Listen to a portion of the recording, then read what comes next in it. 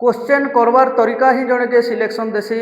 और jar question के solve करवार तरीका ठीक नहीं न से जेते बरस प्रिपेयर करूँ जेते मेहनत करूँ तार रिजेक्शन ही हेसी।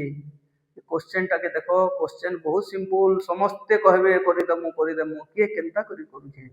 सेटा मैटर करूछे किछि सेकेंड करि पारबो।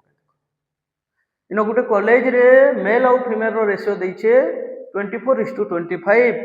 मेल के 30% बढ़ाई दिया गला फीमेल के 40% बढ़ाई दिया गला तो रेशियो जेन हेबा नुआ संख्या जेन बढ़ी गला तखन न्यू रेशियो केते बोलछे मु कहली आगरु 100% थिले बे 130% मेल हे गले तो जहाँ भी ताकर संख्या हेबा 13 रे कटबा एटा 13 गोटे मौलिक संख्या 130% बोले 13 गुणा अच्छे इनु चेक करबे 13 रे कटलाटा खाली मेल साइड के 156 के 13 के 13 13 दूने 26 13 के 13 एक गला 16 नहीं कटबार 13 के 13 4 गला 45 नहीं कटबार तो मोर गुटे न ऑप्शन को दुचे 156 13 रे चुरुची आंसर हेबा 156:175 ऑप्शन ए।